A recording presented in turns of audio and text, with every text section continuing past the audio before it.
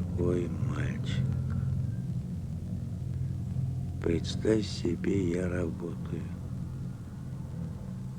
И что самое забавное, не без пользы для общества. Я просчитал новые сутки. 7200 минут по старому измерению. Это не бессмысленно, как кажется на первый взгляд. Ибо сумерки однообразны. Ведь даже Господу Богу, создавая этот мир, понадобилось сориентироваться во времени. Он придумал сутки, ибо в них заключено разнообразие.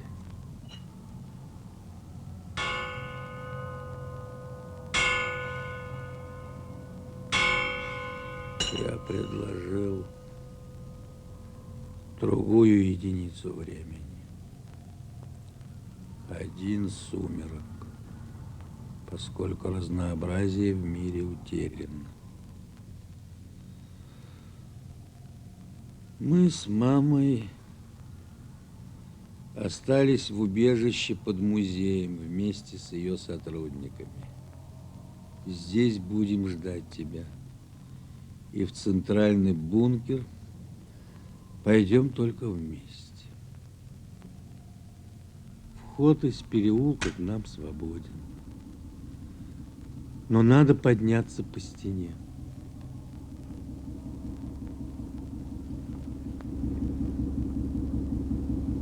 Доброе утро. Собственно, который теперь час? Я не знаю. Зачем же вы звоните? Я чувствую. Утро. Вы что, включили вентиляцию? Она задыхается. Тогда наденьте повязку. Да. Спасибо.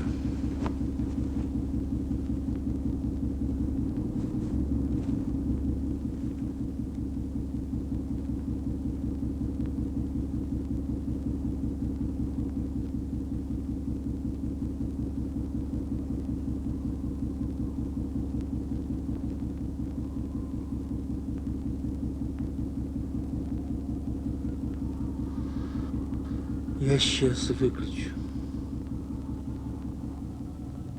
Дорогой Эрик, прежде чем мы все, и мама, и я, и даже ты, превратимся в песчинки мироздания, ведь все мы смертны, мы проживем еще немало счастливых часов и дней, даже в моем исчислении.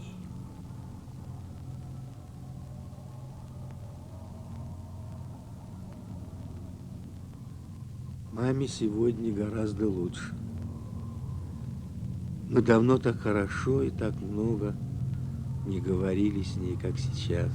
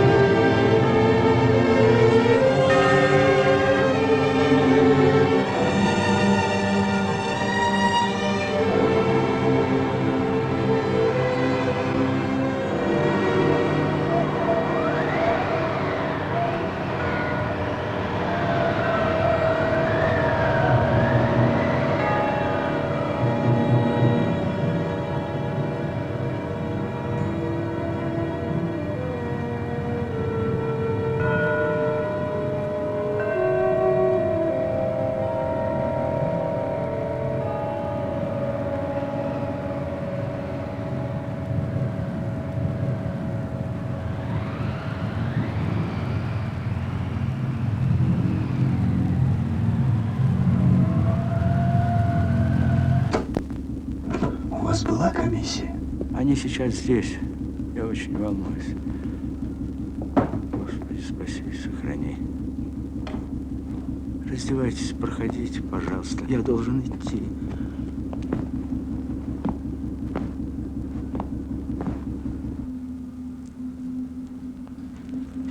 Кто старший? Я. Подойдите сюда. Сколько здесь всего людей? 12. Все на месте? Да, все на месте. А это наш гость. Нет, я не претендую. У меня есть пропуск. Чьи это дети? Это все, что осталось от приюта. У меня здесь был приют, 40 детей. Они почти все погибли. То есть родителей у них нет? Нет родителей. Они все время молчат. Я думаю, что они в состоянии шока. Понятно. Ступорозное состояние. Они все понимают. Почти все. Только молчат, не могут разговаривать. Так, вы. Вот вы. Пройдите за ширму. А может быть, лучше начать с детей? Нет. Их пора укладывать спать. Почему? Потому.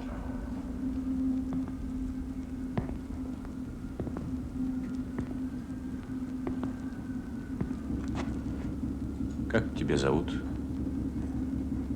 Смотри сюда. Ты меня слышишь?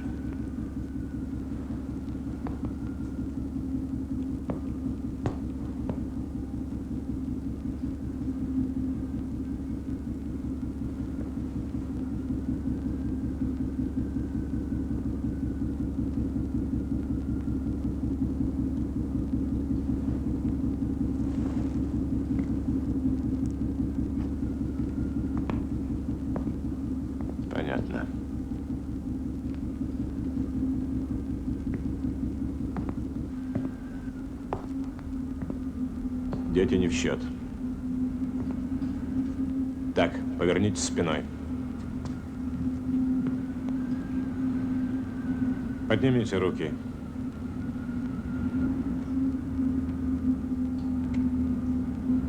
Опустите. Повернитесь. Одевайтесь. Старика позвать? Не стоит. Послушайте, доктор. Это идите дети, в сторону, вы мне мешаете. Вы что? Детей хотите оставить здесь? Я ничего не хочу. Я действую по инструкции. Есть инструкция. Дети только с родителями и только здоровые. Это невозможно.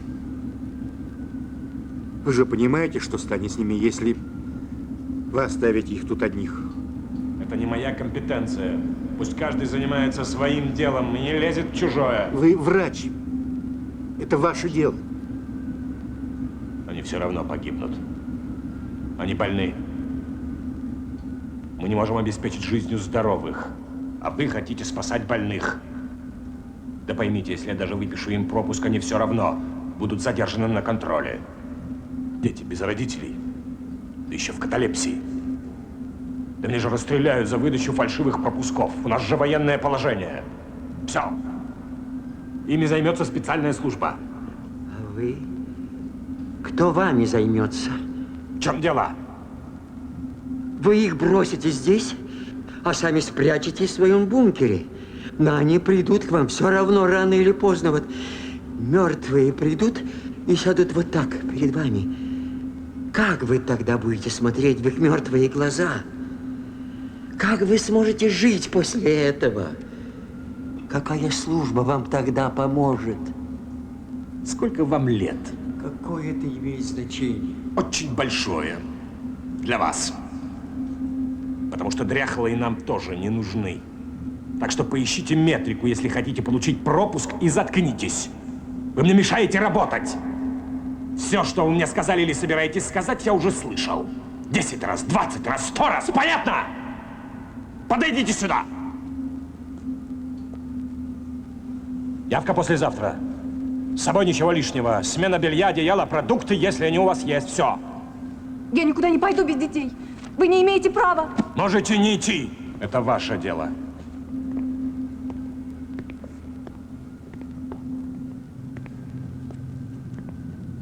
Можете не ехать.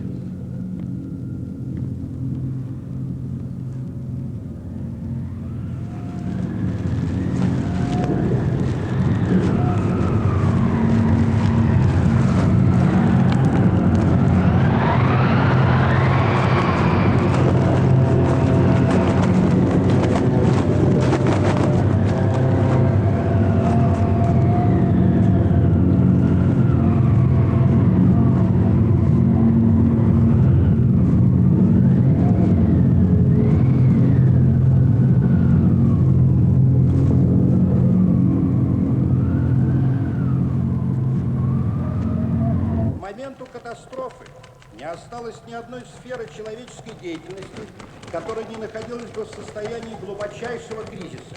Точка. Наука сосредоточилась на создании средств массового уничтожения, каждая из которых в отдельности уже была способна уничтожить жизнь на планете. Точка. Технология повсеместно уничтожала природу и окружающую среду. Точка. Абзац. Политические отношения приобрели амбициозно-параноидальный характер. Точка. Абзац. Искусство стало насквозь антигуманным и вместо воспитания занималось одурманиванием, потакая самым низменным вкусом. Ну что, могу я принять так? Было позаботиться об этом раньше.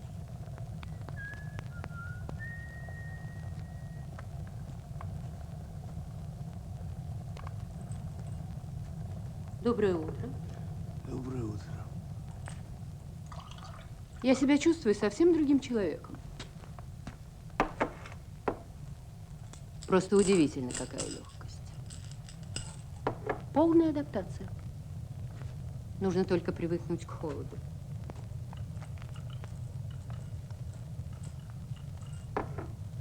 Да, я забыла спросить. Как самочувствие вашей супруги? Плохо.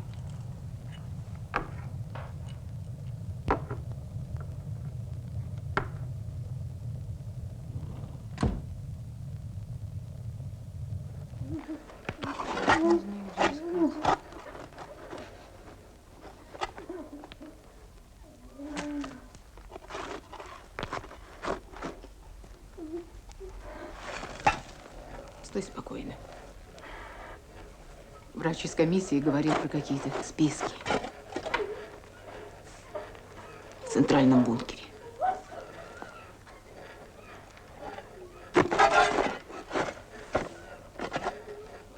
Я подошла, они замолчали. Иди. Не хотели, чтобы я слышала.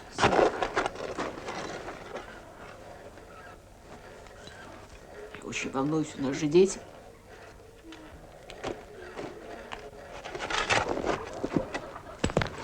Мы решили идти сегодня. А вы?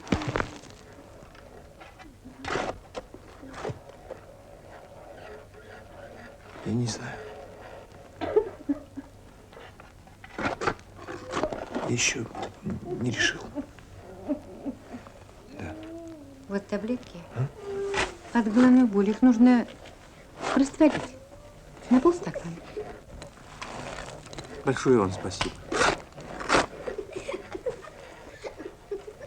Нельзя смеяться над сумасшедшим. Он такой же сумасшедший, как и все остальные, не больше.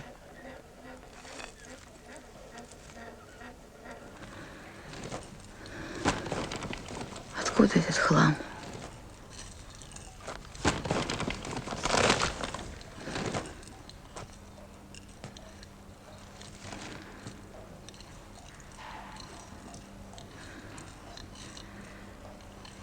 Я спрашиваю тебя.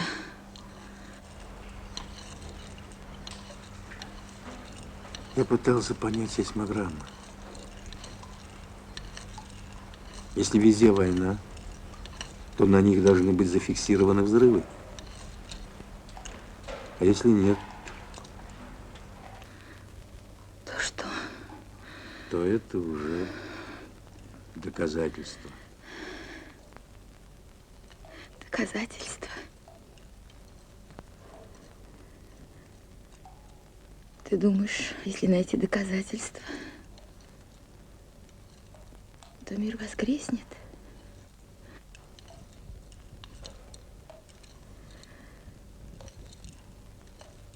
Ты что, не видишь, что вокруг тебя происходит?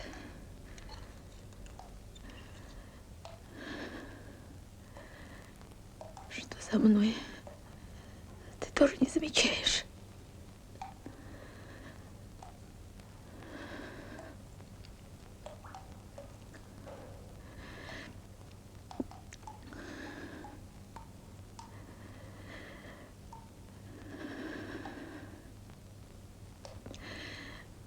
Ты знаешь, когда ты спятил?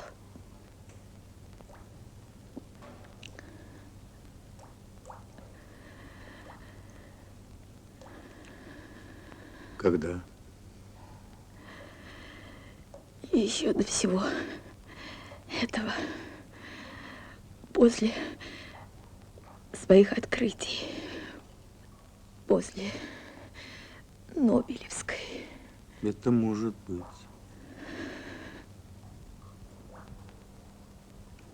Выпей лекарство.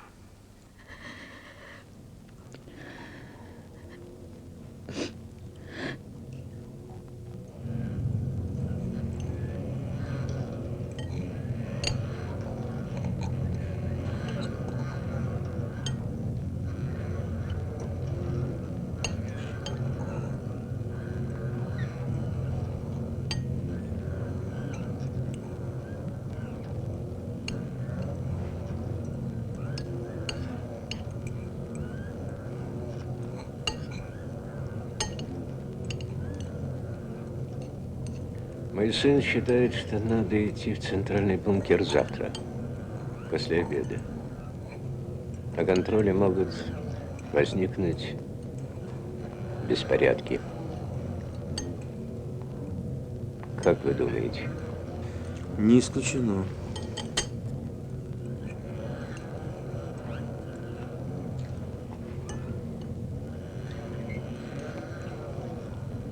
Откровенно говоря, все это пока не укладывается в сознание. Книга была такая. Человек-крот. Никто не читал? Интересно, как вы себе представляете подземное человечество? Хотелось бы узнать. Не спорю. Это серьезная моральная проблема. Но что делать? Ведь это единственный шанс, других нет. Не думаю. Я не верю, что мир погиб. Вы это вполне серьезно? Вполне. Я составил логическую задачу. Пока всего 25 гипотез. Но из них каждую можно проверить. Со временем, конечно, не сразу. Да. Я читал научную книгу. Там сказано, что человек очень быстро эволюционирует. И ко всему может приспособиться. Да-да, ко всему. Нужно только, чтобы тело дышало. Кожа должна быть обнажена. Понимаете? В общем, я решила попробовать. Я уже начала дыхательные упражнения. Позвольте. Что я говорю, глупость? Благодарю вас. Да.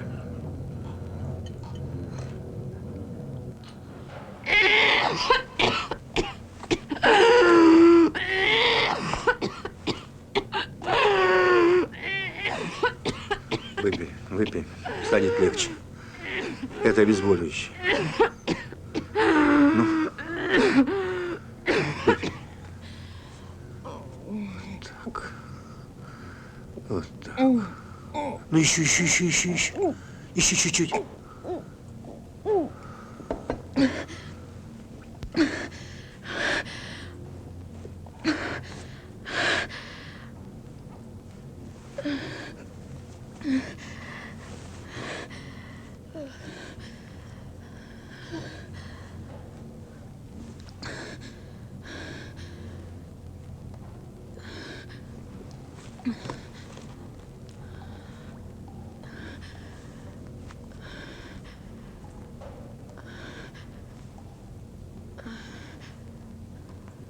У тебя есть фотография Эрика? Ну что ты, нет, конечно. Он погиб на улице. Сгорел. Откуда ты это знаешь? Во сне видела. И все-таки постарайся заснуть. Ты иди. Не жди.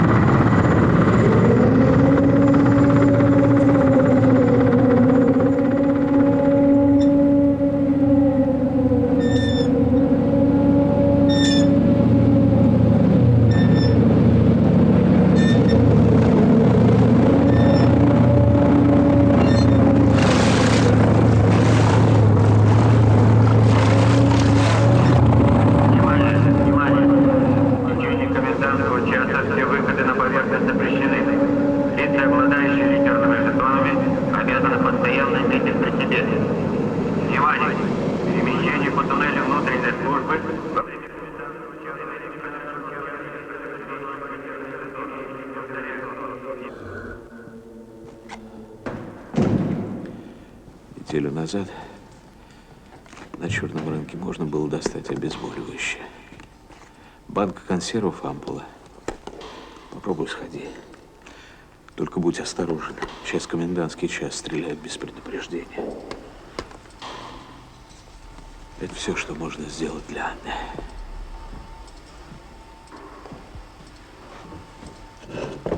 А эскотамон? А что эскотамон? Это же не лекарство, это просто стимулятор. Что-нибудь известно? Пришел приказ. Эвакуация в центральный бункер. Сегодня уходим. А военные? А что военные?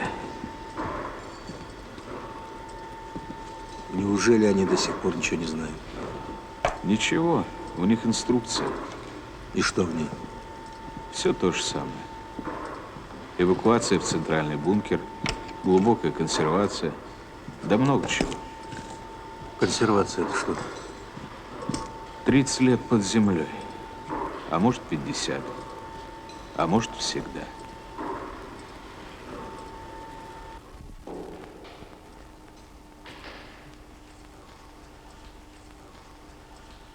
Все кончено. Занавес. Необитаемая планета. Этого не может быть. Называй как хочешь, нюх, интуиция. У меня нет позитивной гипотезы, но я чувствую, понимаешь? Этого не может быть.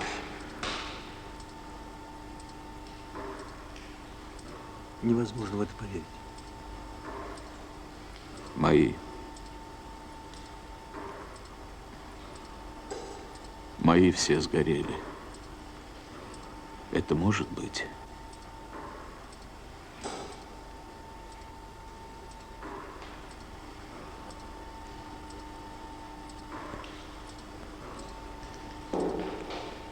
Я не знаю. У меня действительно что-то с головой. Может быть, даже амнезия. Надо составить логическую задачу, надо найти гипотезу. Я не знаю, что делать. Горный воздух и полный покой.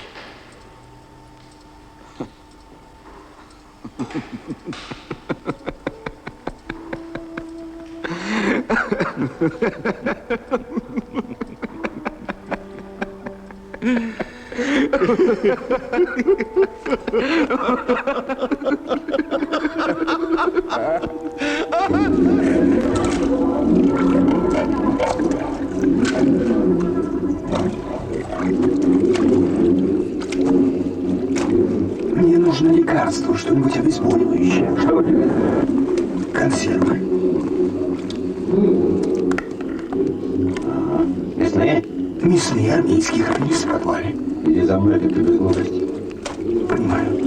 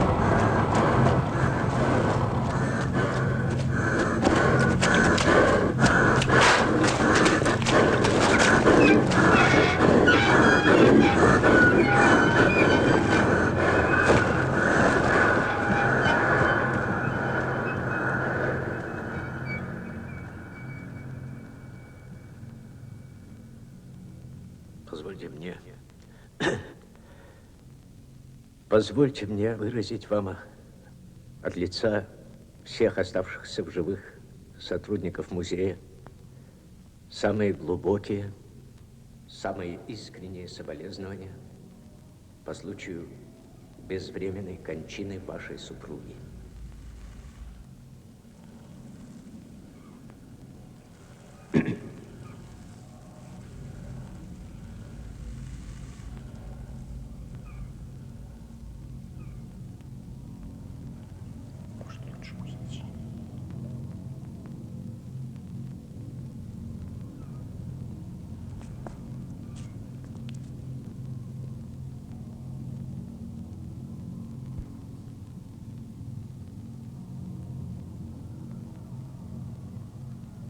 Дорогой Эрик,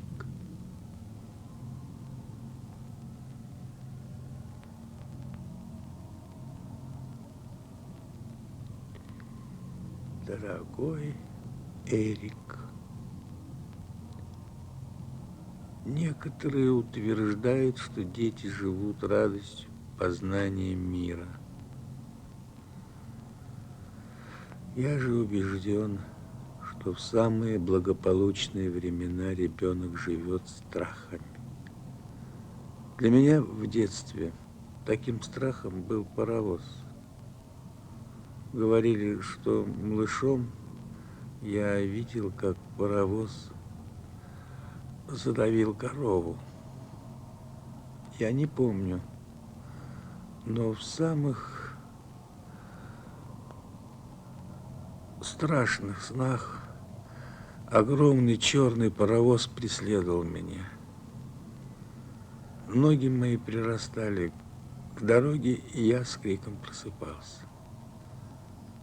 Сейчас мне опять стал сниться этот сон. Я стою перед паровозом на рельсах, и за рычагами паровоза тоже я. Я мчусь на самого себя и ничего не могу поделать. Моя жизнь и моя наука оказались этим черным, беспощадным паровозом, которым мы наехали на все человечество. Каких только людей я не представляю себе за рычагами этого паровоза. От великого Бора до нашего президента. Но самый мучительный сон, Эрик, когда на шпалах стоишь ты. Дорогой мальчик, если что-нибудь случится со мной или с мамой, хотя это достаточно нереально, я просил похоронить нас у красного шкафа с египетскими черепками налево при входе в запасник.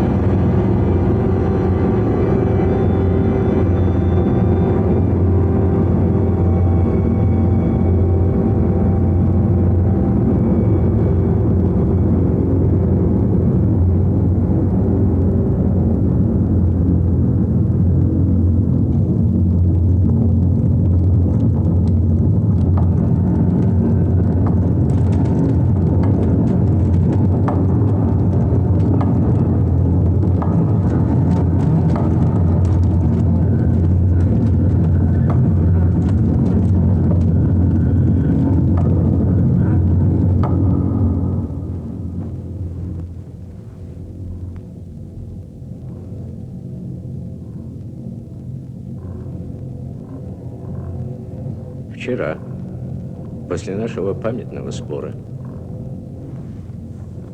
я позволил себе набросать черновой вариант некоего послания будущей цивилизации, которая, смею надеяться, возродится когда-нибудь на нынешнем пепелище. Простите, коллега, я не совсем понял. Кому адресовано послание? Не знаю. Кому угодно.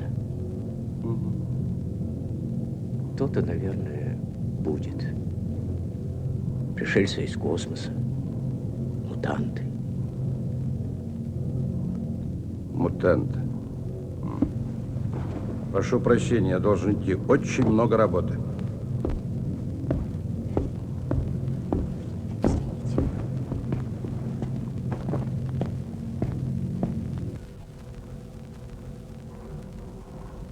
Я полагаю, отец, что обсуждение текста можно перенести на завтра. Пожалуй, сегодня не стоит. В такой печальный день.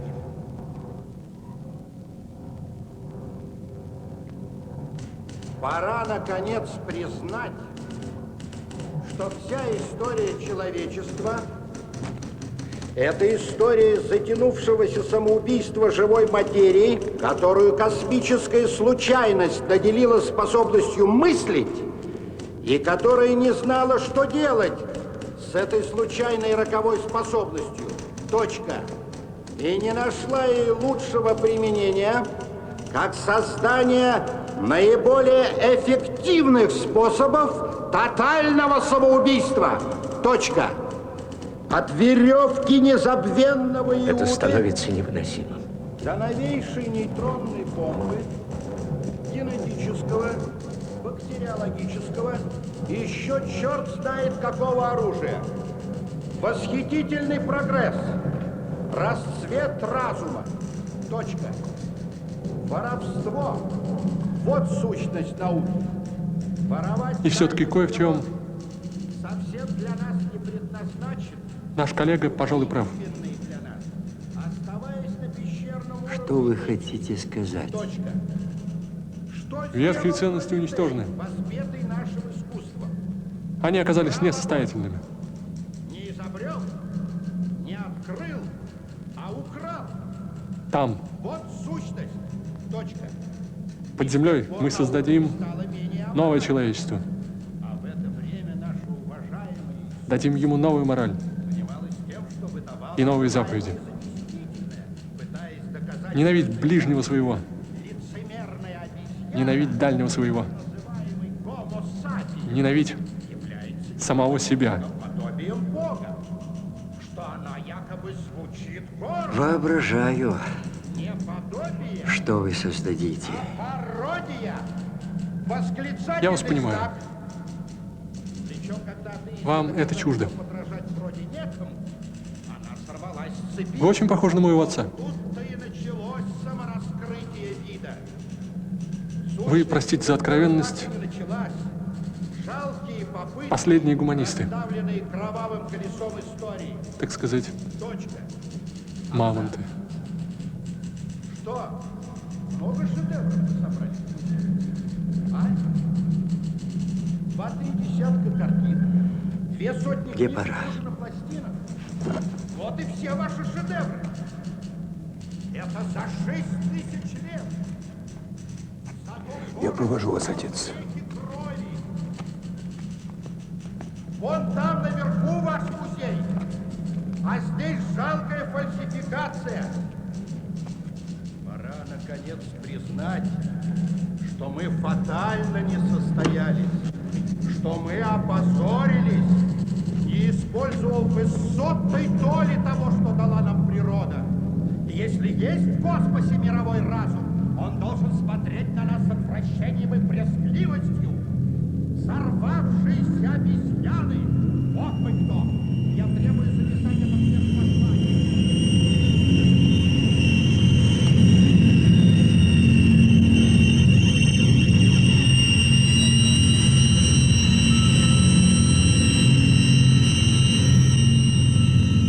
Дорогой Эрик, я много работаю и близок к пониманию одной забавной вещицы, важной для всех. Работать мешает всякая чепуха, вроде... Я, например, абсолютно уверен, что действительно слышал крик дежурного оператора электронного центра. Ошибка компьютера, отмените боевой пуск. Да, именно так, отмените боевой пуск. Сказали, у него был кофе во рту, он подавился и в общем, он опоздал ровно на 7 секунд. Всего 7. Видно, что-то есть в этой цифре, даже если отбросить банальность. Я, кстати, помню его лицо. Он прошел мимо меня в коридоре, на носу была большая капля пота. Он улыбался и на ходу расстегивал штаны. Он повесился в уборной. Он уже точно знал, осталось 14 минут. Почему этот страшный ветер взял разбег над миром именно здесь, у нас, в нашем несчастном городе? Почему, Эрик?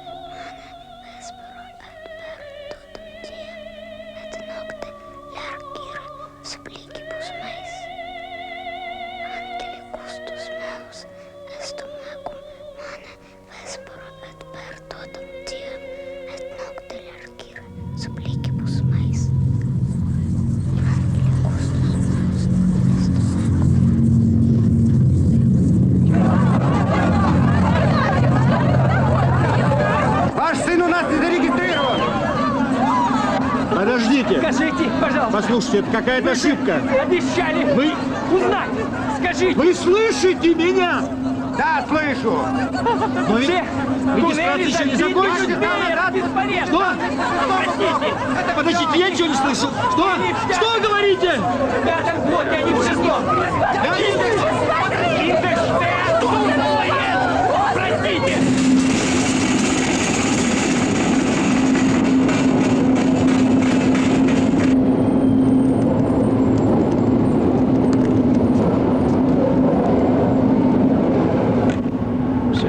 Поверхность по инструкции запрещены. Я умоляю тебя. Ведь охрана находится в твоем ведении. Нет. Уже нет. С утра введено новое положение. Охрана не подчиняется никому, кроме инструкции. Все понимаю. Но я должен быть наверху. Как угодно.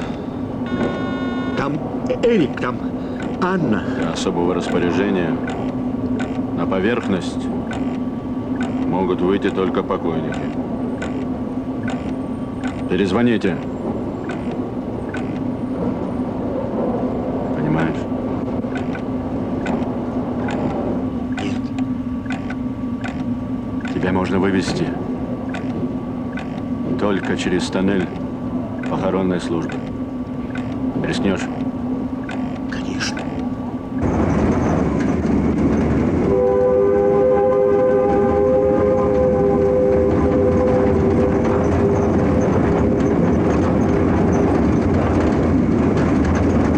Будь осторожен! Осторожно на контроле! Там есть боковой тоннель!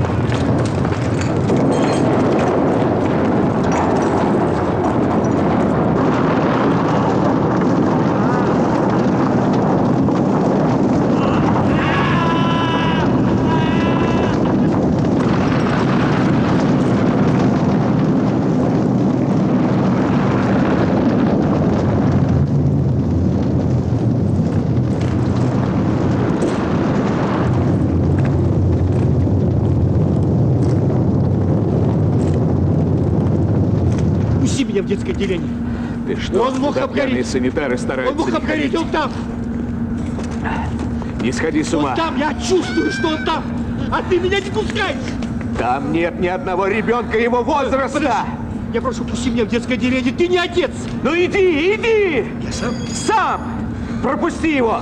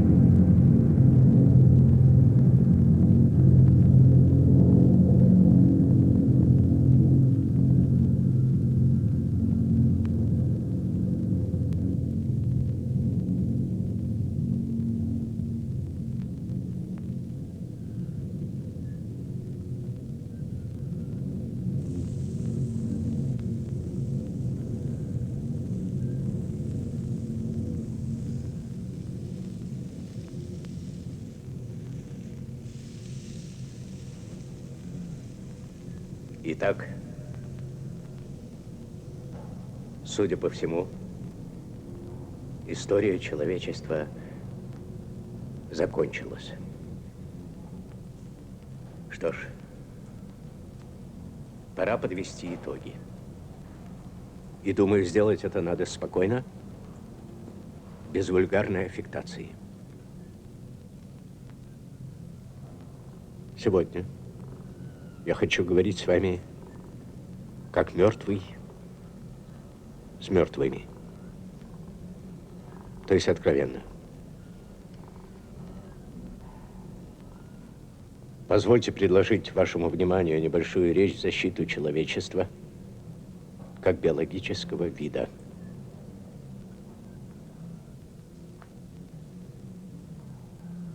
Это был трагический вид. Возможно, и впрямь изначально обреченный. Роковая и прекрасная наша участь заключалась в том, что мы стремились прыгнуть выше самих себя. Быть лучше, чем было положено нам природой. Мы находили в себе силы сострадать, хотя это противоречило законам выживания. Испытывать чувство собственного достоинства, хотя его всегда топтали. Создавать шедевры искусства, сознавая их бесполезность и недолговечность. Мы находили в себе силы любить. Господи, как это было трудно, ибо неумолимое время придавало тлению и тела, и мысли, и чувства. Но человек продолжал любить. И любовь создала искусство. Искусство, которое запечатлело нашу неземную тоску по идеалу, наше бесконечное отчаяние и наш вселенский крик ужаса. Вопль одиноких, мыслящих существ в холодной и безразличной к нам пустыне космоса. Здесь, в этих стенах, прозвучало много слов ненависти к человеку, презрения к нему и насмешек. Но сегодня я не брошу в него камень. Нет, я скажу так. Я любил человечество. И люблю его сейчас, когда его уже нет, еще больше. Именно за его трагическую судьбу. И я хочу сказать вам, коллеги, я хочу сказать вам, я люблю вас. Для каждого свой скачок сознания. Возможно, это мой. Я хочу, чтобы вы это знали. Сейчас я уйду в свою комнату, и для меня все кончится. В конце концов, мы взрослые люди, и смерть не так уж страшна. Когда погибло все. Все же, послушайте, неужели вы...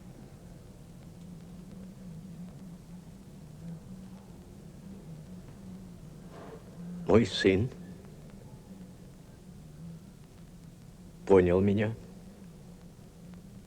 и простил. Надеюсь, и вы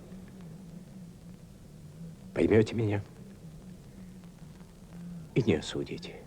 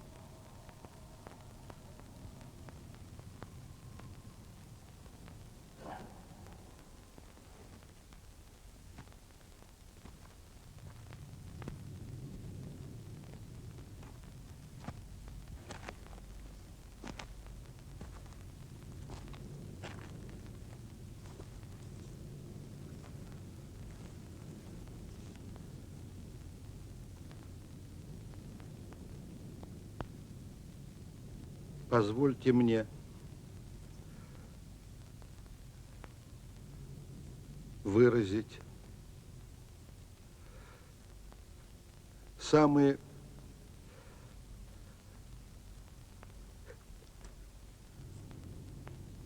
глубокие,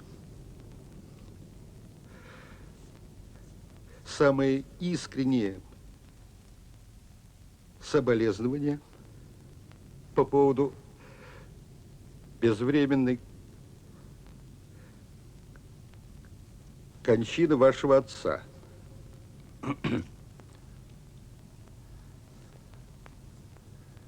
Я никогда не встречал человека,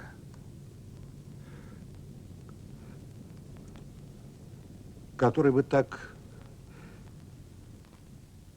действительно так преданно относился к искусству. Вы вполне можете...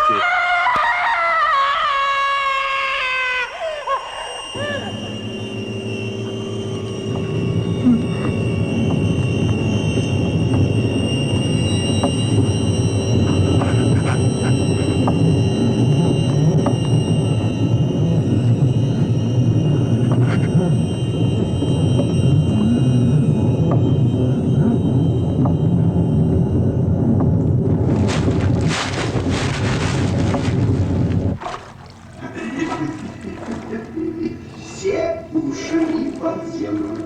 Исход на пустой земле под пустым. А можно мне помните? Это очень жаль. Давно вас не было видно. Я думал, вы стали покойником, теперь это модно. Ну, не обижайтесь, у вас прекрасный цвет лица. Я, кстати, нашел для вас справочный проект. 7-й том, как вы просили. Да, а 8-го, вот, к сожалению, нет. Благодарю вас.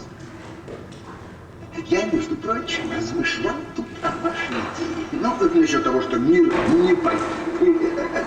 Ну, то есть по поводу доказательств. Забавнейшая идейка, однако глупейшая, недостойная вас, профессор, недостойная. Какие могут быть доказательства? Смешно просто. Заметьте, тот, кто приходил спасать человечество, называл его погибшим. И было это 2000 лет назад. Я пришел спасти погибшее, так, кажется, он говорил. Хотите, я вам открою тайну. Никакой войны не было. Это вообще нереально. Вот это именно то, что было предсказано. Вот. Апокалипсис. Все было запрограммировано. Программа от рождения и до смерти в точно предсказанный день и час. Потому астрология и пользовалась всегда таким успехом. Да что астрология? Любые гадалки, прорицатели. Ведь предсказывали, и это доказано поразительно точно. Какие еще возможные все начали.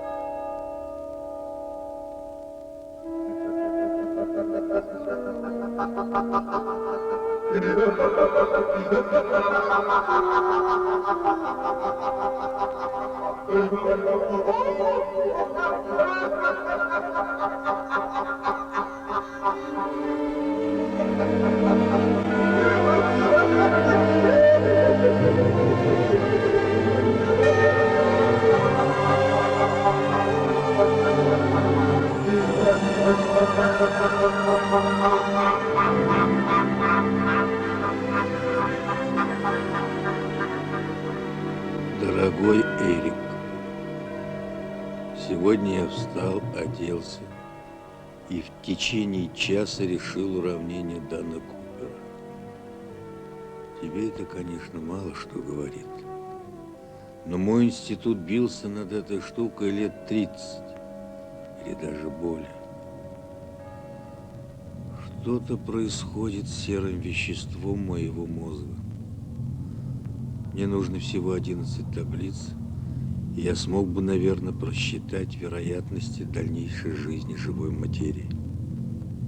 удалось достать только 3.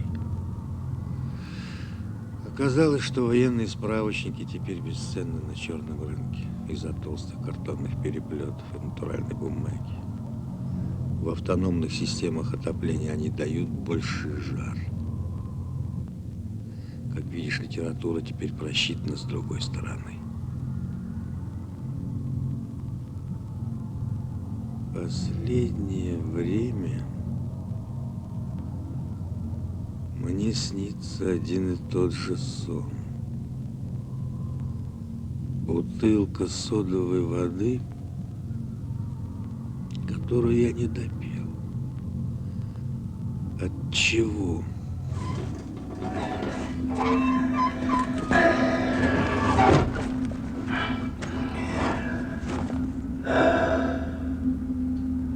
Я искал вас. Я был у вас. Детей не взяли. Я решила привезти их сюда, к вам. Вы правильно решили. Конечно. Вы не представляете, что делается в центральном бункере. Столько людей.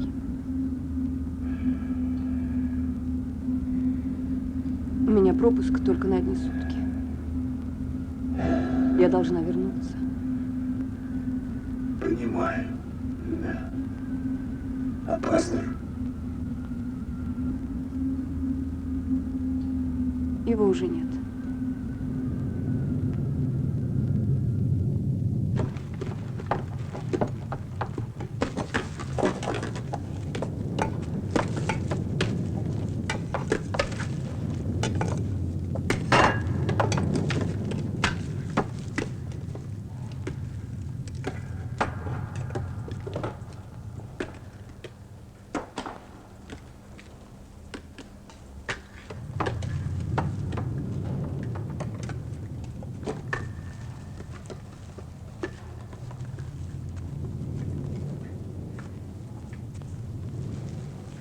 Нужно немедленно уходить, собирайтесь.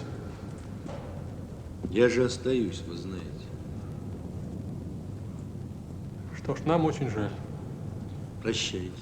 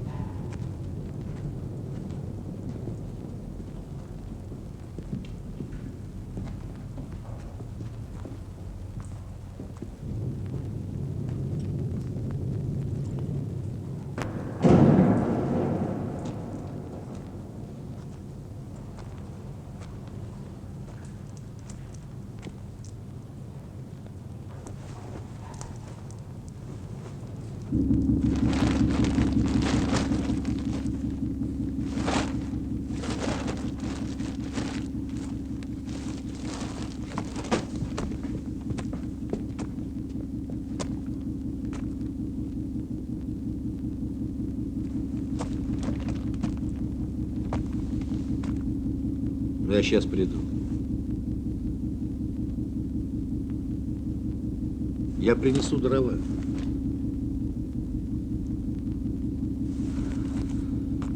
Я сейчас приду. Вы что, мне не верите?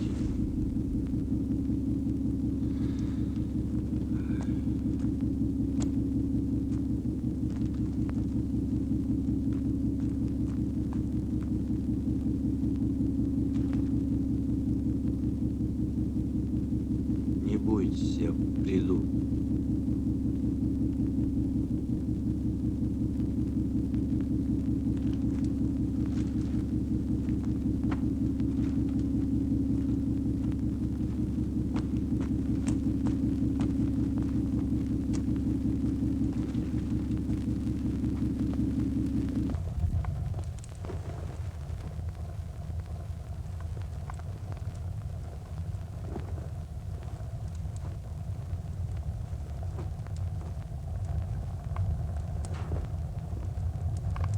Давайте спать. Уже поздно.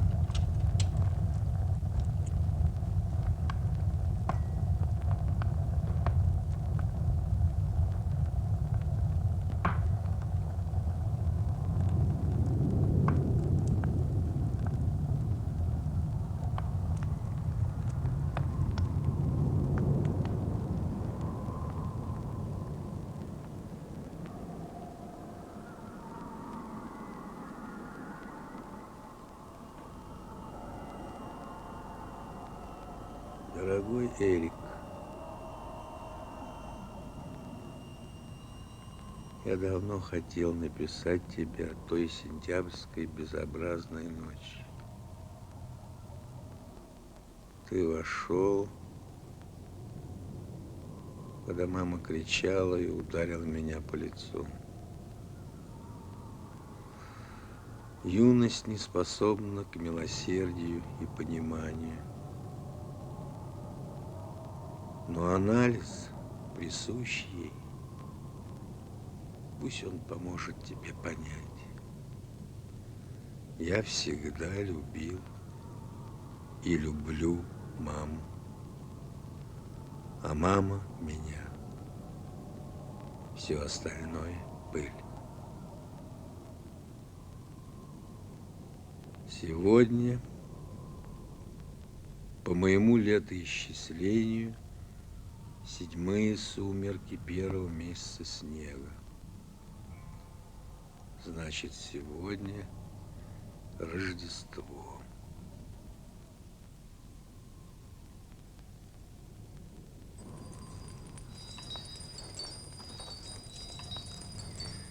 В этот вечер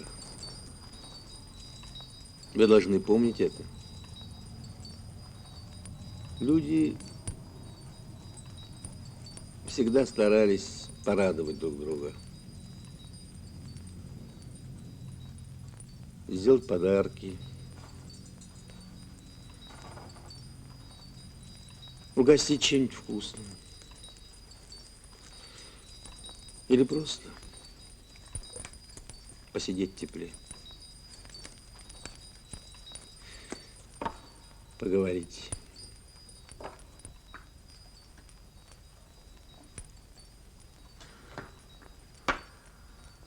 А потом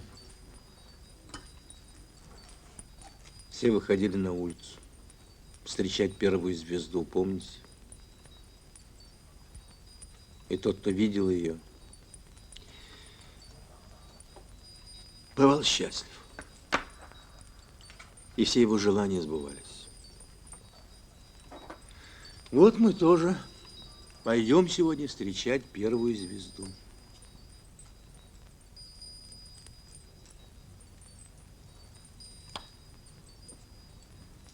Вот и снег пошел.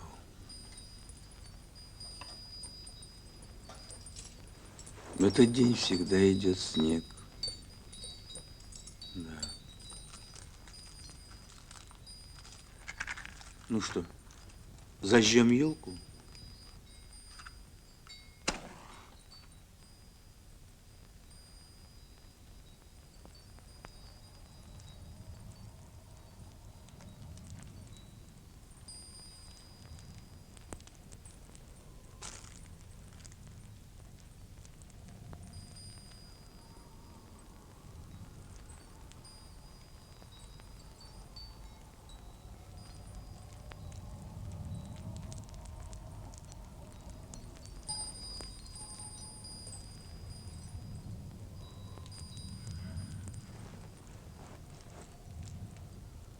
Ну вот.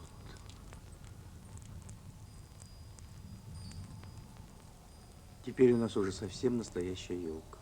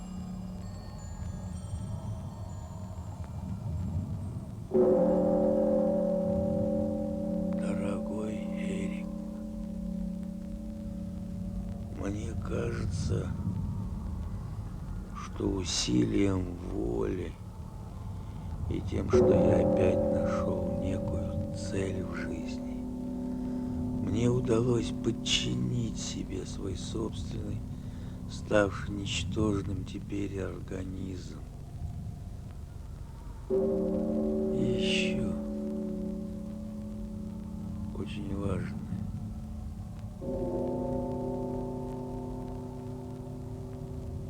Эрик, мальчик мой, не бросай меня в этом мире.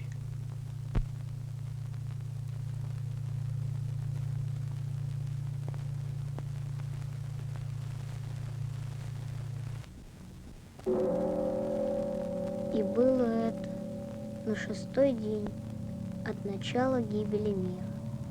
Отвела их Тереза в другое место, как и было предсказано пастором, и оставила их там, а сама ушла. И принял их человек, не назвавший имени своего. И снова сбылось предсказание пастора, и старший из детей записал об этом в свою тетрадь, как учил его пастор, и записывал все, что случалось во все дни до великого дня исхода. И было так. В день великого праздника Рождества он собрал всех у елки и зажег свечи. И учил он их, говоря так: запомните, мир не погиб. Так он учил их. И повел он их вечером смотреть первую звезду. И сказал: смотрите, будет сейчас звезда. Но не было звезд на небе, ибо сгустилась над миром тьма. А ночью этого дня он лег возле топки и уже не вставал. И сказал: я скоро умру.